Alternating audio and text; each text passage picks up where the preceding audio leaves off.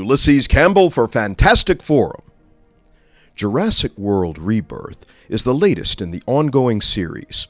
The movie again resets the franchise, introducing new characters to interact with the actual stars, the dinosaurs. It is a thrilling, action-adventure summer blockbuster sure to please fans of the Jurassic Park franchise.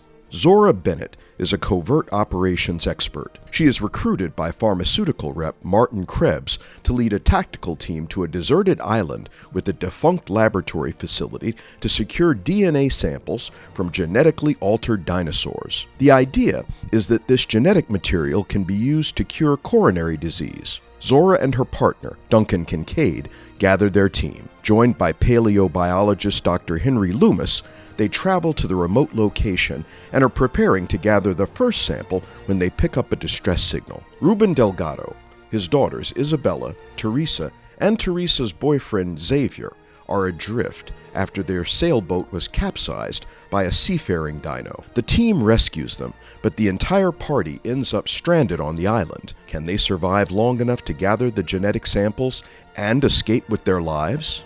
Jurassic World Rebirth stars Scarlett Johansson, Jonathan Bailey, Rupert Friend, and Mahershala Ali, Manuel Garcia Rulfo, Luna Blaze, David Icano, Audrina Miranda, Nima Finlay, and Ed Skrein are featured in supporting roles. The cast is great. I was especially impressed with the performance of young Audrina Miranda as Isabella Delgado. Children in monster movies are frequently written as irritating props, but Miranda manages to avoid that pitfall. She infuses Isabella with a child's sense of wonder in the face of living miracles. And she has a charm that ingratiates the audience. Gareth Edwards jumped at the chance to direct this movie, having been influenced by the original. The screenplay by David Kapp is adequate. I'd have expected something more from him, given his history with the material. But at this point, coming up with a new reason for people to expose themselves to this level of danger is something of an accomplishment. Watching the film, I'm reminded that the original used a combination of practical and CGI, which was still nascent technology in 1993. Jurassic World Rebirth is fully realized and takes advantage of it. New dinosaurs include the particularly deadly Mutadons and the gruesome Distortus Rex, or D-Rex. The D-Rex actually put me in mind of the H.R. Geiger alien design. Perhaps that was a deliberate choice. I also had some fun trying to figure out which character would die first, and then guessing who might finally survive.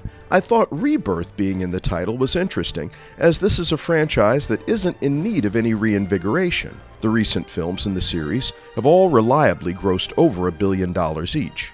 Audiences' thirst for dinosaur movies has yet to be slaked. And, as someone who vividly recalls the pre-CGI days of stop-motion animation and slow-motion iguanas with sound effects, I don't think I'll ever tire of seeing the realistic prehistoric creatures depicted today.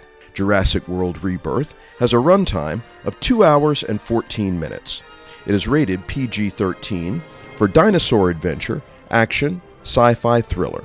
There is profanity, but no nudity or sexual situations. People get eaten by dinosaurs, but it is generally eaten whole rather than being dismembered. Okay for kids perhaps as old as 12. An exciting, edge-of-your-seat summer blockbuster, great effects, but nothing of substance.